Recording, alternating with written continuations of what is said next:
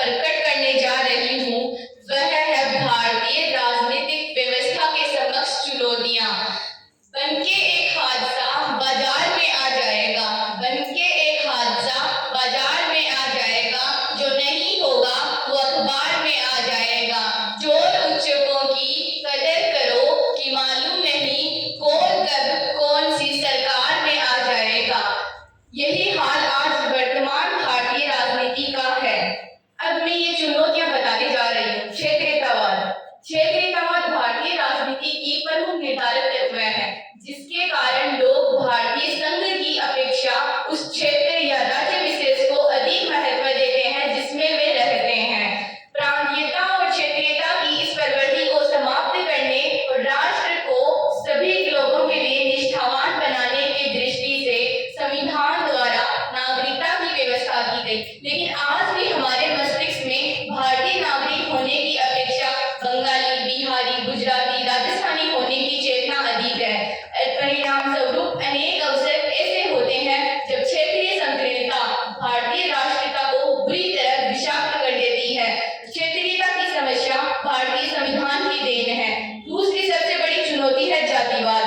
जातिवाद ने न केवल समाज में बल्कि राजनीति में भी प्रवेश करके उग्र रूप धारण कर लिया है। जातिवाद केंद्र में ही नहीं बल्कि राज्य स्तरीय राजनीति में भी प्रभावित हो चुका है। आज हम देखते हैं कि राजनीतिक दल अपने उम्मीदवार को ये नहीं देखते कि उसकी योग्यता कितनी है, ये देखते हैं कि उसकी जाति, उसके क्षेत्र में उसकी जाति के लोग कितने हैं।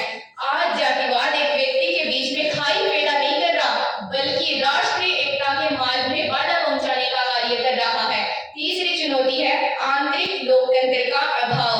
समस्त सत्ता हाईकमान तथा दल के सर्वोच्च नेता के हाथ में सिमट कर रह गई। अनुशासनहीनता को परिभाषित करने का एकमात्र अधिकार दल के सर्वोच्च नेता को ही प्राप्त है। चौथी चुनौती है वंशवाद की चुनौती। दलों के नेता अनुचित लाभ लेते हुए अपने परिवार या नजदीकी लोगों को ही आगे बढ़ाते हैं। कई बार ऐसा भी होता है कि शीर्ष पद पर हमेशा एक ही परिवार के लोग आते हैं जो अन्य दलों के साथ अन्याय है, और ये लोकतंत्र के लिए अच्छी बात नहीं है।